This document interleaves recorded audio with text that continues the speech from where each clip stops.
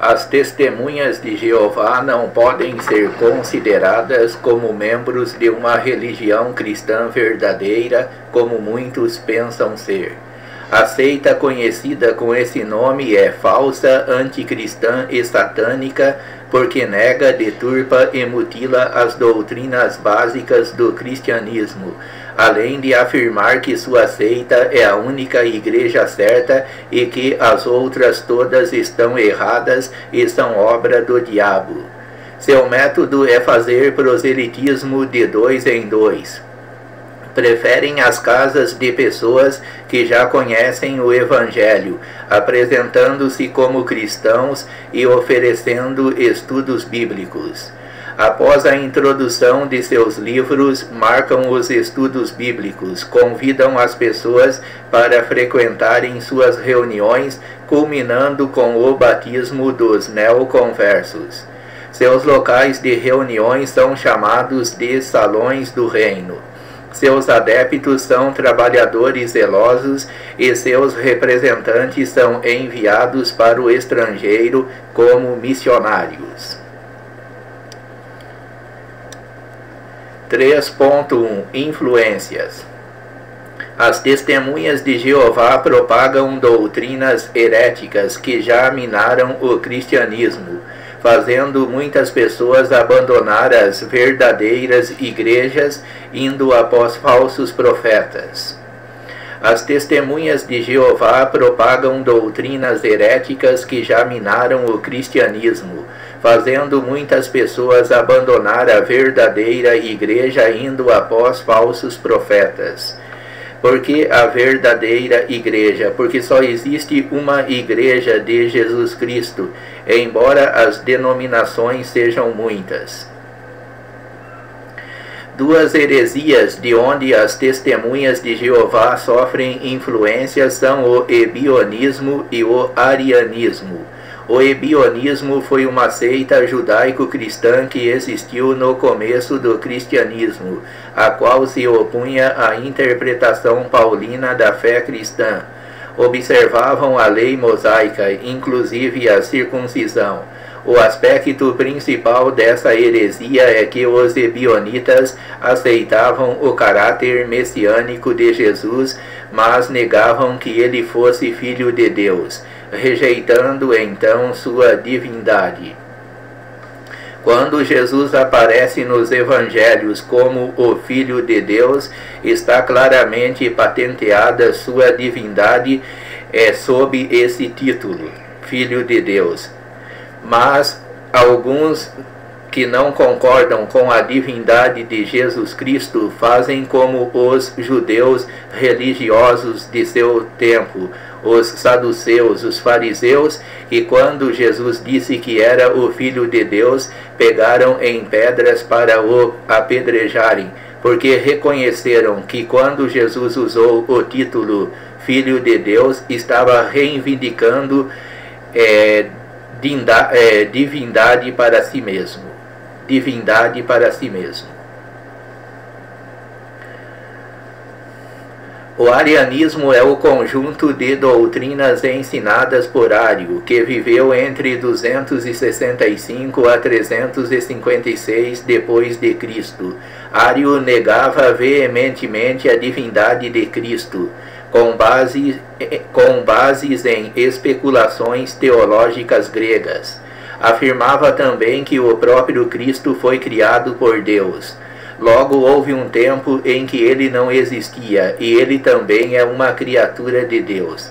O arianismo ensinava como os testemunhas de Jeová ensinam hoje acerca da pessoa de Jesus Cristo.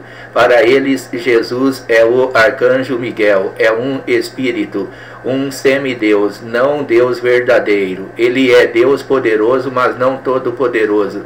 É menor que o Pai. Então eles creem em dois deuses, um Deus maior, Jeová o Pai, e um Deus menor, o Filho, Jesus Cristo. Afirmava também que o próprio Cristo foi criado por Deus. Logo houve um tempo em que ele não existia, e ele também é uma criatura de Deus. Após muitas lutas e debates, tais heresias foram condenadas nos concílios de Nicéia em 325 e de Constantinopla em 381, onde se reconheceu e se reafirmou definitivamente a divindade de Jesus Cristo, bem como sua plena igualdade com o Pai. Nos séculos 19 e 20, as doutrinas arianas e ebionitas foram ressuscitadas do fundo do inferno e propagadas pelas testemunhas de Jeová. 3.2 Histórico. O fundador da seita foi Charles Taze Russell, nascido a 16 de fevereiro de 1852 em Pittsburgh, Pensilvânia, nos Estados Unidos. Nasceu num lar cristão presbiteriano, passando mais tarde pelos congregacionais e adventistas antes de reunir-se com um pequeno grupo, do qual intitulou-se pastor, fundando assim o Russellismo em 1884. A principal mensagem das Testemunhas de Jeová é: leia, creia, venda os livros de Russell e Rutherford, fale de Deus como Jeová e de todas as igrejas como anticristos. Faça isso e será salvo. Muitos nomes foram dados ao grupo: Russellismo, Alvorecer ou Aurora do Milênio, Estudantes da Bíblia, Torre de Vigia e, por último, Testemunhas de Jeová em 1931. Nome este dado pelo juiz J.F. Rutherford, o qual foi o segundo líder das Testemunhas de Jeová após o falecimento de Russell em 1916. Rutherford foi a personalidade de maior influência que as Testemunhas de Jeová já tiveram. Nascido em 8 de novembro de 1869, tornou-se adepto da seita em 1906. Liderou a entidade por vários anos e superou Russell em muito no volume de literaturas publicadas. Em 1942, Nathan H. Knorr tornou-se chefe das Testemunhas de Jeová após a morte de Rutherford. Nathan foi um dos principais tradutores da Bíblia chamada, abre aspas, Tradução do Novo Mundo das Escrituras, fecho aspas. Considerada por seus adeptos superior às outras traduções bíblicas. Essa tradução foi lançada em 1961. Algumas divisões aconteceram no grupo, sendo a primeira causada pelo divórcio de seu líder. O russellismo tem mudado seu evangelho por repetidas vezes e continuamente. O divórcio de Russell foi causado pelos maus tratos com que ele tratava sua esposa e também pelos casos imorais que ele mantinha com sua empregada chamada Rosibal. Depois da morte de Russell, o novo presidente, o juiz Rutherford, rejeitou esse estudo, o estudo de Russell, e lançou-o fora. Foram substituídos por outros livros de autoria do juiz. Porque em 1884 foi inventado um novo evangelho por Russell, que ele chamou de Estudos das Escrituras. Mas depois da morte de Russell, o novo presidente não gostou desses estudos e lançou-os fora, e substituiu esses estudos por outros livros da autoria do juiz. E depois da morte de Rutherford em 1942, apareceram outros escritos por um oráculo conhecido como Sociedade, que substituiu os livros de Rutherford. Ele coloca aqui como um oráculo, igual nos tempos gregos, que tinha um templo onde ficava um oráculo que transmitia as mensagens para as sacerdotisas e sacerdotes e para os religiosos da época. Então agora esse grupo conhecido como Sociedade é uma espécie de oráculo que transmite os ensinos para os russelitas. E o que eles dizem está dito e pronto e acabou. Eles falam ex cátedra para os russelitas, ou seja, eles falam como se fossem papas do russelismo. Um membro pertencente à seita das Testemunhas de Jeová observou que as doutrinas da seita haviam mudado 148 vezes entre os anos de 1917 a 1926. É muitas mudanças. Se eles seguissem uma verdade, eles não estariam mudando tantas vezes. Mas é porque, quando eles percebem que estão sendo pegados em algum ponto, então eles preferem mudar a doutrina do que reconhecer o erro. Vamos falar agora sobre a literatura das TJs. As Testemunhas de Jeová possuem inúmeros livros e folhetos, sendo estes os mais importantes. Em primeiro lugar é a tradução do Novo Mundo das Escrituras Sagradas, a Bíblia de edição particular das Testemunhas de Jeová. Se eles usassem somente as Bíblias que existem sem fazer uma tradução própria, eles não conseguiriam manter por muito tempo as suas doutrinas. Então foi necessário eles cunhar uma tradução do seu próprio punho, para que assim pudessem continuar espalhando as suas doutrinas de acordo com o pensamento de seus líderes. Porque usando só as Escrituras, eles não conseguem manter os seus ensinamentos.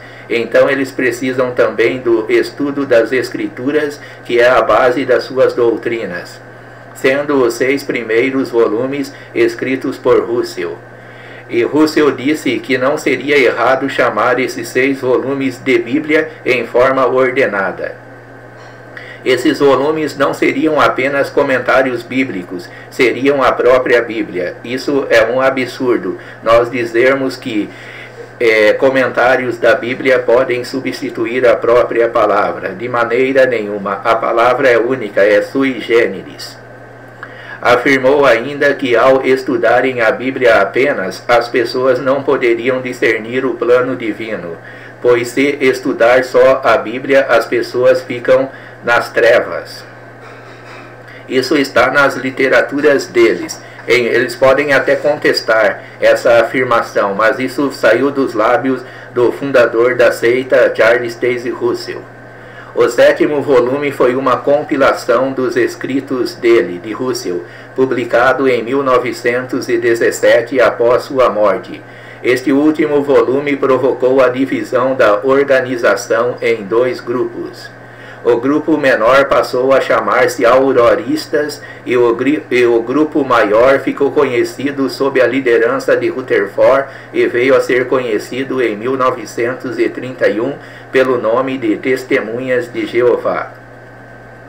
Eles falam muito das divisões que há no cristianismo, das muitas denominações, mas eles não falam dessa divisão que houve no começo do seu movimento, que transformou o grupo menor, chamado Auroristas, e o grupo maior, através de Rutherford, recebeu o nome de Testemunhas de Jeová. Eles têm também uma obra chamada Seja Deus Verdadeiro, que contém grande parte de seus falsos ensinos. Usam também A Verdade que Conduz à Vida Eterna, que é um livreto publicado em quase 100 idiomas. Já foram impressos desse livreto mais de 70 milhões de exemplares.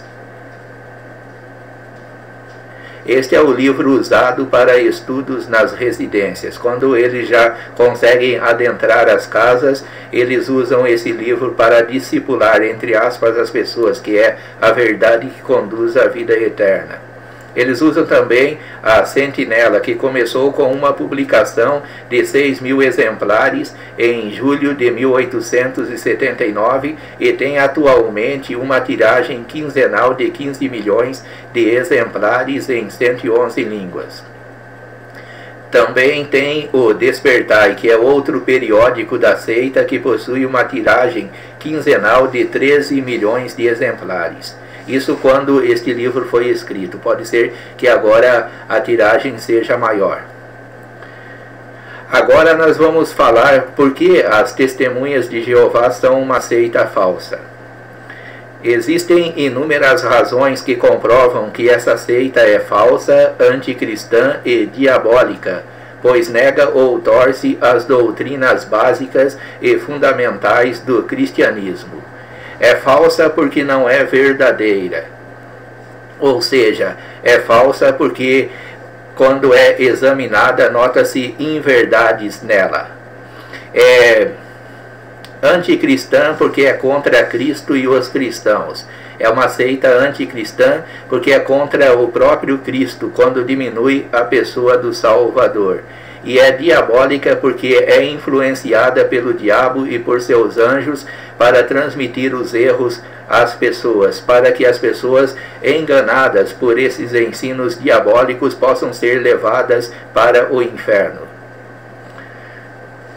As testemunhas de Jeová jamais podem ser confundidas como sendo uma religião cristã. Eles são heréticos e, portanto, a serviço de Satanás para confundir aqueles que estão interessados na verdade do Evangelho. A seguir são apresentados os erros e as heresias mais enfáticas das testemunhas de Jeová. Os líderes.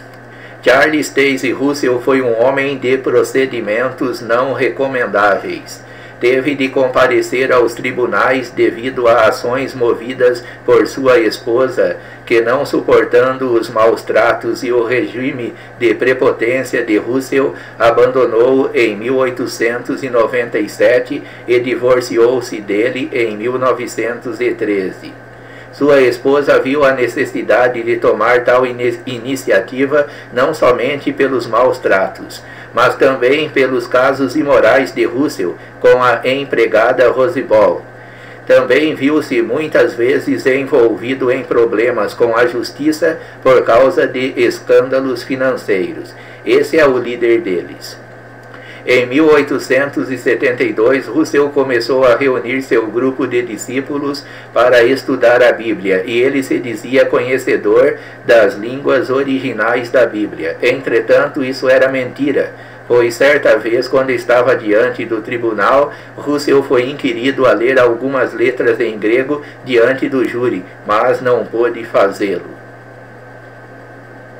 Russell confessou não conhecer o grego e o hebraico e que havia abandonado seus estudos aos 14 anos de idade.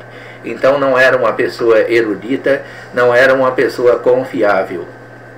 O fundador da seita esteve envolvido com os adventistas por algum tempo antes de fundar seu próprio grupo. Dos adventistas, ele herdou a prática de profetizar a respeito da segunda volta de Cristo. Russell profetizou que Cristo retornaria no ano de 1914, adiando depois a data para 1918.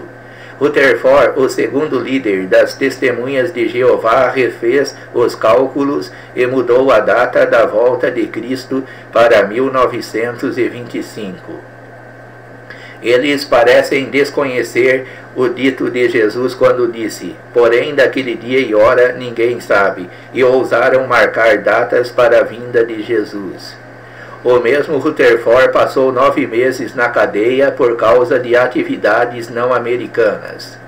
Não pode ser cristã de forma alguma uma igreja cujo fundador foi uma pessoa de maus procedimentos.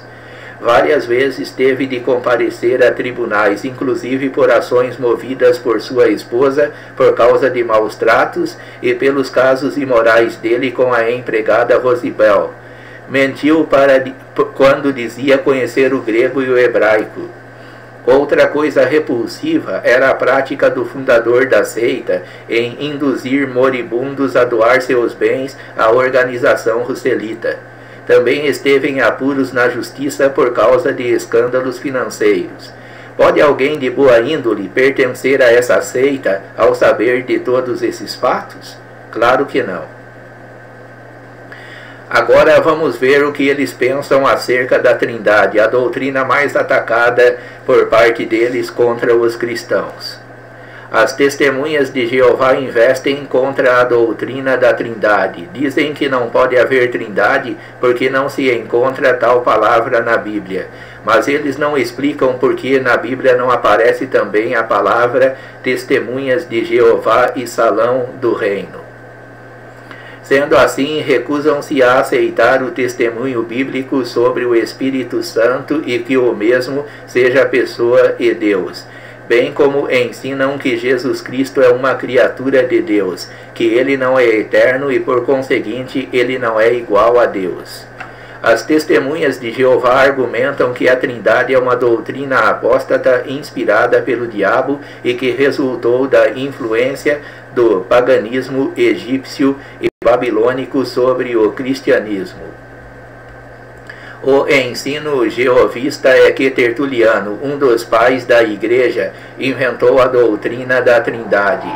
Entretanto, essa forma de argumentar é injusta, tendenciosa e má, pois Tertuliano não inventou a doutrina, ele simplesmente interpretou corretamente o que a Bíblia revela sobre o assunto. Não é pelo simples fato que Newton elucidou a lei da gravidade que ele é o criador ou o inventor dela.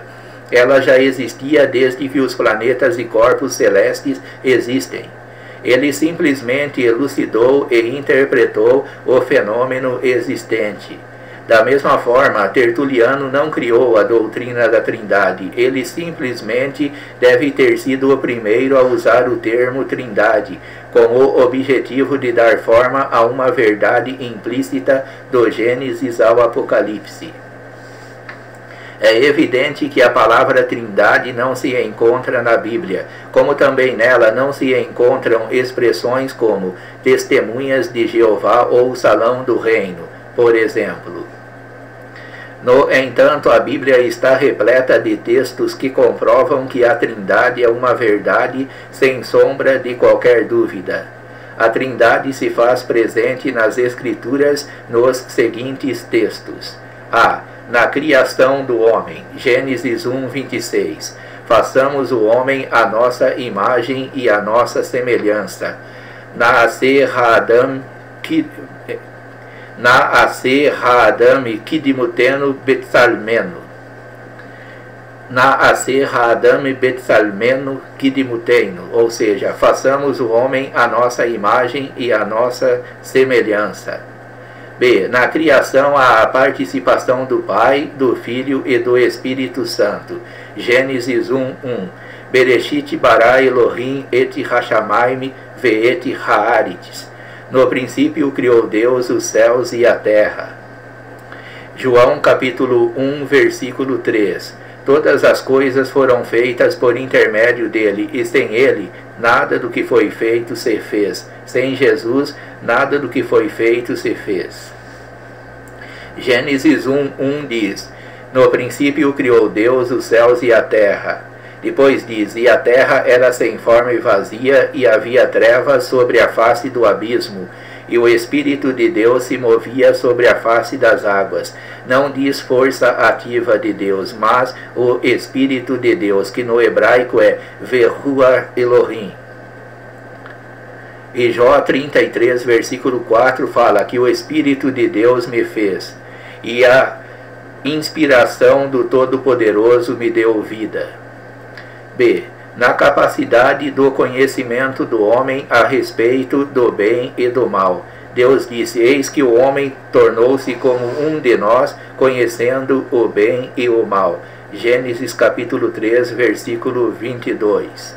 Então, como em Gênesis capítulo 1, versículo 26, quando Deus diz: Na'aseh ha'adam, façamos o homem, Kidimutenu betsalmenu, ou betsalmenu kidimutenu, a nossa imagem e a nossa semelhança. Ali aparece o plural, façamos. Aqui em Gênesis 1:1 e depois em Gênesis 3:22 fala que o homem tornou-se como um de nós, novamente um plural. E na capacidade do conhecimento do homem a respeito do bem e do mal, na confusão das línguas em Babel. Eia, desçamos e confundamos ali a sua linguagem. Gênesis 11:7. Novamente um plural, indicando mais de uma pessoa em Deus. Não são três deuses, mas um único Deus. Mas existe pluralidade na pessoa de Deus, na divindade, ou seja, há um só Deus em três pessoas, para não fazer confusão. Não cremos em três deuses, nem numa só pessoa divina, mas cremos num único Deus em três pessoas distintas. Agora deu para entender, né? Bom, vamos ver então. No batismo de Jesus no Rio Jordão, Mateus capítulo 3, versículos 16 e 17, quando diz que a voz, a baticol de Deus, falou desde o céu: este é o meu filho amado, em quem me comprazo. O filho estava na água, e o Espírito Santo desceu em forma corpórea como uma pomba e repousou sobre ele. As três pessoas aparecem novamente. Só que o Espírito Santo aparece numa forma corpórea como uma pomba. De uma forma simbólica ele aparece ali. Pois a pomba fala de pureza, fala de humildade. E o Espírito Santo é puro, é humilde, mas é poderoso e é Deus também. Na grande comissão, Jesus disse: portanto, ide e ensinai todas as nações, batizando-as em nome do Pai, do Filho e do Espírito Santo. E eis que eu estou convosco todos os dias, até a consumação dos séculos. Depois vemos na distribuição dos dons espirituais. Primeira aos Coríntios, capítulo 12, versículo 4 e 6. Esse eu não vou citar, porque não sei de cor. E depois na bênção apostólica. Segunda aos Coríntios, capítulo 13, versículo 13. Na descrição da unidade da fé, Efésios, capítulo 4, versículos 4 a 6. Na eleição dos santos, 1 de Pedro, capítulo 1, versículo 2. Na exortação de Judas, Judas, capítulo 20, versículo 21. Na dedicatória às igrejas da Ásia, Apocalipse capítulo 1, versículos 4 e 5. Na atribuição de títulos divinos às três pessoas da Trindade. Em Êxodo capítulo 20, versículo 2. Não terás outros deuses diante de mim. Ali o Senhor fala que Ele é o único Senhor. Ele é o único Deus. Em João 20, 28, quando Tomé se encontrou com Jesus, ele disse: Deus meu e Senhor meu. Ele reconheceu a divindade e o senhorio de Cristo, embora os TJs não concordem com isso. E em Atos capítulo 5, versículo 13 e 4, Pedro falou para Ananias que ele não mentiu aos homens, mas a Deus, e que ele tinha mentido ao Espírito Santo. Pedro diz que o Espírito Santo é Deus. Na descrição de atributos às três pessoas da Trindade, o Pai tem onipresença, Jeremias 23, 24.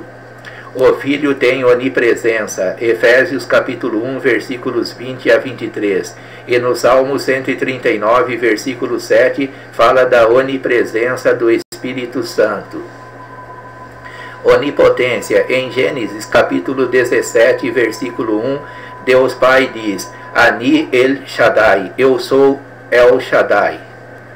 Ele apareceu a Abraão como Deus Todo-Poderoso. Em Apocalipse capítulo 1, versículo 8, o Filho também é Deus Todo-Poderoso. Ele disse: eu sou o Alfa e o Ômega, o princípio e o fim, diz o Senhor, Deus Todo-Poderoso.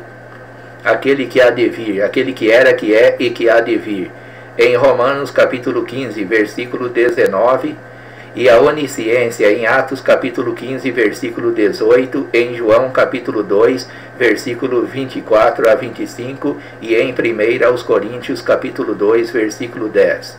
A eternidade em Romanos capítulo 16, versículo 26, Apocalipse capítulo 22, versículo 13 e Hebreus capítulo 9, versículo 14. A santidade, Apocalipse capítulo 4, versículo 8, Atos capítulo 3, versículo 14 e João capítulo 1, versículo 33. A divindade de Jesus Cristo. As testemunhas de Jeová ensinam que Cristo não é Deus. Segundo eles, Cristo é um espírito de grande poder e sabedoria, do tipo angélico, criado por Deus. Deus o enviou para morrer na cruz e ele então morreu para sempre. O que ressuscitou foi o ser angélico que antes existia. Em suma, a cristologia das testemunhas de Jeová é a seguinte: Jesus Cristo não é Deus. Na vida humana, ele foi simplesmente um ser humano. Ele não é todo-poderoso. Foi criado pelo Pai, como foram criadas as demais coisas, e, portanto, ele não pode ser autor da criação. Negam também o poder de Jesus Cristo de fazer a expiação pelos nossos pecados. É óbvio que tais ensinamentos têm como fonte as heresias conhecidas como ebionismo e especialmente o arianismo. Ário, que viveu no final do século III e começo do IV, negava não apenas a divindade de Jesus Cristo, mas também a doutrina da Trindade. O seu principal oponente foi Atanásio, que venceu em disputa teológica. O Concílio de Nicéia então afirmou a divindade de Cristo e que ele possuía a mesma substância do Pai. O arianismo foi considerado uma grande heresia que desvirtuava a verdade acerca de Cristo e da Trindade. Essas mesmas heresias são propagadas hoje pelas testemunhas de Jeová, além de outros grupos. As testemunhas de Jeová têm o costume de adulterar textos bíblicos para tentar provar suas doutrinas. Com relação à pessoa de Jesus Cristo, eles forjam o texto de João, capítulo 1, versículo 1, pois sua tradução do Novo Mundo das Sagradas Escrituras diz assim: No princípio era a palavra, e a palavra estava com Deus, e a palavra era um Deus. Observe que no final do verso eles traduzem um Deus qualquer, e não Deus. No entanto, se João quisesse dizer a palavra era um Deus em minúscula, ele teria usado a palavra grega theos, que significa um Deus, um ser meio divino, em vez de theos, que significa Deus. Ou seja, a primeira vez é theos em letra minúscula e a segunda é theos em maiúscula. As testemunhas de Jeová contra-argumentam dizendo que João não usa o artigo definido e que, por isso, não se deve traduzir por Deus e sim por um Deus. Entretanto, se João tivesse escrito o artigo definido junto com a palavra Deus, teria significado que a palavra e Deus eram o mesmo indivíduo, uma negação da Trindade.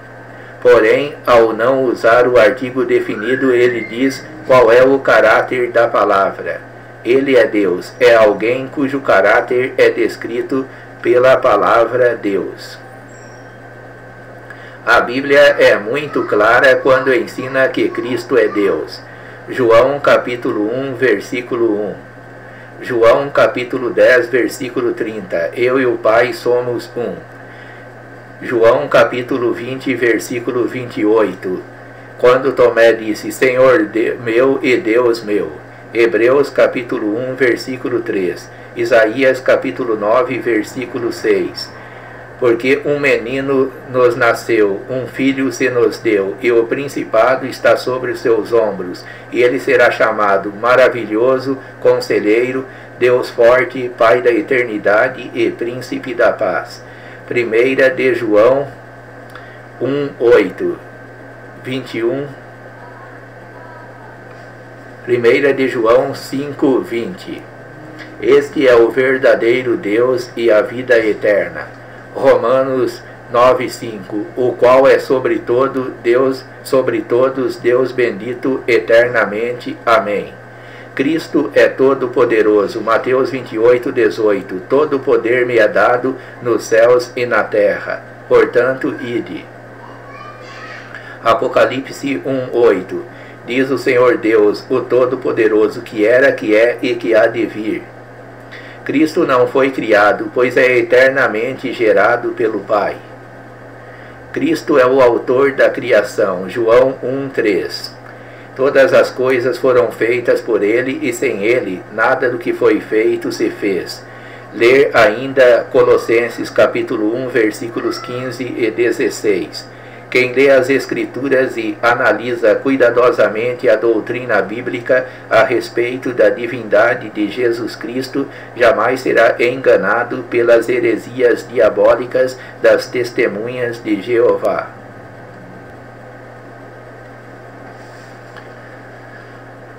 A doutrina do Espírito Santo. As testemunhas de Jeová negam que o Espírito Santo seja Deus e que ele seja uma pessoa. Para essa seita herética, o Espírito Santo é uma força ativa, um poder ou influência divina, sem vontade própria e sem personalidade. Entretanto, a Bíblia mostra claramente que o Espírito Santo é uma pessoa. O Espírito Santo fala, Atos capítulo 8, versículo 29, capítulo 13, versículo 2, intercede, Romanos capítulo 8, versículos 26 a 27, fica triste, Efésios capítulo 4, versículo 30, dá ordens, Atos capítulo 16, versículos 6 a 7 e capítulo 13, versículo 2. Tem vontade própria. 1 aos Coríntios, capítulo 12, versículo 11. Ama. Romanos, capítulo 15, versículo 30. Convida. Apocalipse, capítulo 22, versículo 17. Pode ser resistido. Atos, capítulo 7, versículo 51. Ensina. João, capítulo 14, versículo 26. Guia. Romanos capítulo 8, versículo 14. Testifica. Romanos capítulo 8, versículo 16. João capítulo 15, versículo 26. Convence. João capítulo 16, versículos 7 a 8. Ora, uma força, um poder ou uma influência não pode falar, interceder, dar ordens, se entristecer, guiar, convencer ou amar. Somente uma pessoa pode ter essas características. Outra prova de que o Espírito Santo é uma pessoa vem da designação dada a ele de Paráclito, que significa ajudador, advogado, consolador, o que é uma função própria de uma pessoa. Além disso, ele é outro Paráclito, o que indica que ele é da mesma natureza do primeiro, isto é, Jesus. João capítulo 14, versículo 26. 1 de João capítulo 2, versículo 1. Na Bíblia, o Espírito Santo é claramente chamado de Deus. Atos dos Apóstolos capítulo 5, versículos 3 e 4. E possui os atributos da divindade. É onipresente. Salmo 139, versículo 7. É onipotente. Romanos capítulo 15, versículo 19. É onisciente. 1 aos Coríntios capítulo 2, versículo 10. É eterno. Hebreus capítulo 9, versículo 14. É santo. João capítulo 1, versículo 33. É o doador da vida. Romanos capítulo 8, versículo 2 e o versículo 11. É sabedoria criadora. Isaías capítulo 40, versículo 13. Portanto, negar que o Espírito Santo é uma pessoa e uma pessoa da Trindade é antibíblico e um terrível engano. Vamos ver agora o que as testemunhas de Jeová pensam sobre a salvação. Segundo as testemunhas de Jeová, a morte de Jesus na cruz não garante vida eterna para ninguém. O resgate efetuado por Cristo não teria sentido salvífico, mas serviu apenas de exemplo. O que Jesus fez foi retirar a pena de morte a fim de que o homem tivesse uma oportunidade durante o milênio. Pregam a salvação pelas obras, principalmente assistindo às suas reuniões e expandindo a seita. Há vários trechos bíblicos que discordam da posição das testemunhas de Jeová, mostrando que somente Jesus tem poder para salvar as pessoas através de seu sacrifício que foi primordial, e que a salvação é eterna. João capítulo 3, versículo 16. Porque Deus amou ao mundo de tal maneira que deu seu Filho unigênito, para que todo aquele que nele crê não pereça, mas tenha a vida eterna. Ou, para que todo que nele crê não pereça, mas tenha a vida eterna. Atos dos Apóstolos, capítulo 4, versículo 12. E em nenhum outro há salvação, porque debaixo do céu não existe outro nome dado entre os homens, pelo qual importa que sejamos salvos. E podemos ver em Romanos capítulo 3, versículo 23. Pois todos pecaram e destituídos estão da glória de Deus. E o versículo 26. Porque o salário do pecado é a morte, mas a vida eterna é o dom gratuito de Jesus Cristo. Segundo aos Coríntios, capítulo 5, versículo 17. Assim que, se alguém está em Cristo, é nova criatura. As coisas velhas se passaram, eis que tudo se fez novo. E 1 de João, capítulo 1, versículos 5 a 7. A ressurreição de Cristo. Segundo as testemunhas de Jeová, antes de vir à terra, Jesus era um ser espiritual perfeito. Quando veio à terra, tornou-se humano perfeito. Ao morrer, morre o homem Jesus para sempre. O que ressuscita é o ser angélico que antes existia. Assim, Jesus experimentou 2 vezes a mudança da natureza. Primeiro da espiritual para a humana, depois da humana para a mais elevada ordem da natureza, a natureza divina. Entretanto, a Bíblia mostra que Jesus é tanto Deus quanto homem, e sua morte e ressurreição foram anunciadas e cumpridas. Mateus capítulo 12, versículo 40, capítulo 16, versículo 21, Marcos capítulo 8, versículo 31, Lucas capítulo 9, versículo 22, e João capítulo 2, versículos 19 a 21, e 1 aos Coríntios capítulo 15. Maria Madalena, Tiago, Pedro, João e outras centenas de testemunhas viram-no vivo, em seu próprio e verdadeiro corpo. Alguns andaram e até comeram com ele. Lucas capítulo 24, versículos 39 a 46. João capítulo 20, versículos 25 a 28 e capítulo 21, versículos 10 a 15.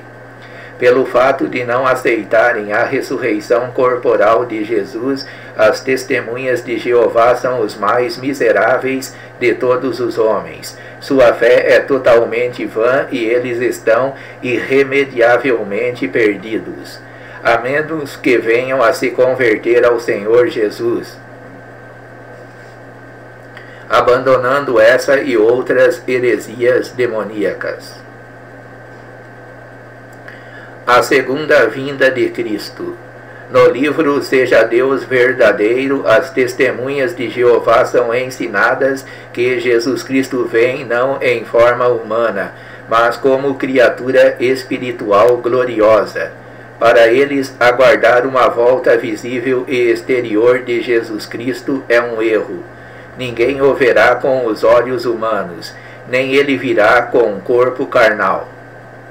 É óbvio que uma heresia leva a outra. Como eles não creem que Jesus ressuscitou corporalmente, também não podem crer que ele voltará em corpo físico. A primeira base para essa alegação é uma passagem tirada fora do contexto, quando Jesus disse: "O mundo não me verá mais", João 14, 19. Portanto, nenhum olho mortal o veria mais. A segunda base é a sugestão que o termo empregado para a segunda vinda de Cristo, parousia, só pode ser traduzido como presença, e então Cristo já voltou e se acha presente no mundo. Segundo as testemunhas de Jeová, Cristo já voltou em 1914 de forma invisível, que para ele significa o final da era dos gentios. Entretanto, esse tipo de argumentação é a amostra verídica das mentiras que os jeovistas usam para enganar as pessoas, pois a palavra parousia significa presença, vinda, advento. O fato da presença espiritual constante de Cristo entre nós desde o primeiro século não exclui a manifestação corpórea e visível do segundo advento de Cristo. A Bíblia é clara ao afirmar que Jesus voltará em forma corpórea e que todo olho o verá. Zacarias capítulo 12, versículo 10. Mateus capítulo 24, versículo 30. Atos capítulo 1, versículos 9 a 12 e Apocalipse 1, 7. Apocalipse 1, 7. Eis que vem com as nuvens, e todo olho o verá, até aqueles que o traspassaram, e todas as tribos da terra se lamentarão sobre ele. Sim, amém. Que é isso senão uma vinda visível e gloriosa? Em Mateus capítulo 24, versículo 30. Então aparecerá no céu o sinal do Filho do Homem, e todas as nações se lamentarão, e verão o Filho do Homem vindo com grande poder e muita glória. Além disso, existe outra palavra no Novo Testamento relacionada à segunda vinda de Cristo, que é epifaneia, Tito 2,13, que significa manifestação ou tornar-se visível ou conhecido. É uma tolice afirmar que Jesus já veio espiritualmente em 1914, pois a Bíblia ensina que daquele dia e hora ninguém sabe. Mateus capítulo 24, 36. E não vos pertence saber os tempos e as estações que o Pai estabeleceu. Atos capítulo 1, versículo 7. Quem nega que Jesus Cristo voltará em forma corpórea, visível e exterior, nega uma das principais doutrinas bíblicas. É um herege, um proclamador de mentiras. Outro detalhe é que, segundo as testemunhas de Jeová, outros eventos se dariam em 1914, tais como: o reino de Cristo seria totalmente estabelecido, ocorreria o fim dos reinos deste mundo, haveria o início do reinado dos Russelitas sobre o mundo, ocorreria a batalha do grande dia do Deus Todo-Poderoso e o chamado cristianismo seria exterminado. Como nada disso ocorreu, eles viram a necessidade de marcar uma outra data para a volta invisível de Cristo e para o cumprimento dessas profecias, entre aspas. Russell adiou a data para 1918. Rutherford, o segundo líder das Testemunhas de Jeová, refez os cálculos e mudou a data da volta de Cristo para 1925. Acontece que 1925 chegou e nada do profetizado realizou-se, ficando provado mais uma mentira pregada pelos jeovistas.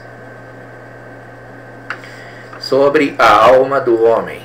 As testemunhas de Jeová alegam que a alma está no sangue, usando textos isolados para embasar essa doutrina, como, por exemplo, Gênesis capítulo 9, versículos 3 e 4, Levítico capítulo 3, versículo 17, Deuteronômio capítulo 12, versículos 23 a 35 e Atos dos Apóstolos capítulo 15, versículos 28 e 29.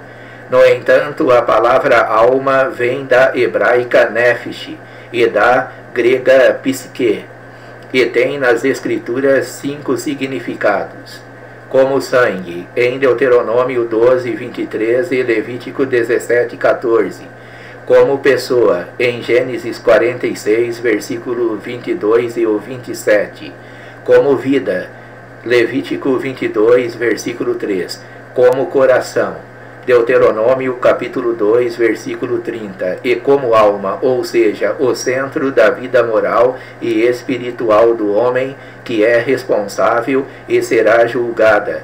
Mateus capítulo 10, versículo 28.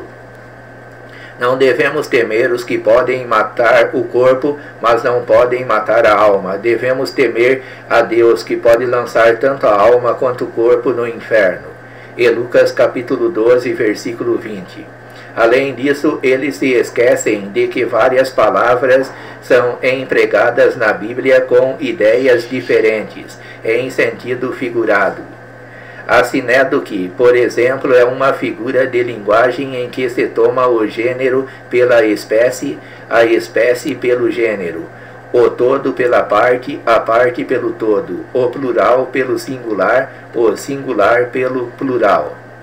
Quando usamos os mortais ao invés de os homens, 10.000 tetos no lugar de 10.000 casas, 5 milhões de almas ao invés de 5 milhões de habitantes.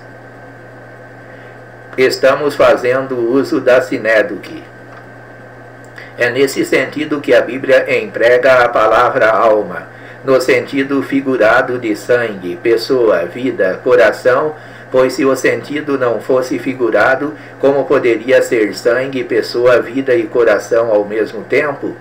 Ou seria uma coisa ou outra? Para as testemunhas de Jeová, após a morte, a alma entra num período de absoluta inexistência até a ressurreição. A alma humana é então semelhante à dos animais, que pode ser destruída. No livro Seja Deus Verdadeiro, as testemunhas de Jeová são ensinadas que o homem não possui uma alma imortal e que o homem em nada difere das bestas. Entretanto, a Bíblia mostra que a alma humana é imortal, invisível e foi criada pelo próprio Deus. Gênesis capítulo 2, versículo 7. Apocalipse capítulo 6, versículos 9 e 10 mostra as almas daqueles que foram mortos por causa do testemunho de Jesus, num estado de consciência diante do trono de Deus. Há vários outros textos bíblicos que enfatizam que a alma continua depois da morte, pois ocorre a separação do corpo e da alma. Atos capítulo 7, versículo 59, Filipenses capítulo 1, versículo 21, Lucas 23, versículos 42 a 43, Hebreus capítulo 12, versículos 22 e 23, Apocalipse capítulo 7, versículos 9 e 14, Lucas 16, versículos 19 a 31, Eclesiastes capítulo 12, versículo 7, Segunda aos Coríntios capítulo 5, versículo 1, versículo 6 e versículo 8. Outro detalhe é que Deus não é Deus de mortos, e sim de vivos. Mateus capítulo 22, versículos 31 e 32. O inferno. Para as testemunhas de Jeová, o inferno é o túmulo, a sepultura. Pregam que os maus terão outra oportunidade no milênio e os que não aceitarem a mensagem durante aquele período serão aniquilados, ou seja, destruídos por completo. A doutrina de um inferno onde os ímpios sofrerão eternamente depois da morte não pode ser verdadeira para eles, por 4 motivos. Está inteiramente fora das Escrituras, é irracional, é contrária ao amor de Deus e é repugnante à justiça. Para eles, o criador da crença na existência do inferno é o próprio Satanás, no intuito de fazer as pessoas odiar a Deus. No entanto, as Escrituras ensinam, sem deixar nenhuma margem de dúvida, a existência de castigo e tormento consciente e eterno para aqueles que não creem em Deus. Mateus capítulo 8, versículos 11 a 12, capítulo 13, versículo 42, capítulo 22, versículo 13, capítulo 25, versículo 41. Lucas capítulo 13, 24 a 28, 16, 19 a 31, 2 de Pedro 2, 17, Judas versículo 13, Apocalipse 14, versículos 9 a 11, 19, versículo 20 e capítulo 20, versículo 10.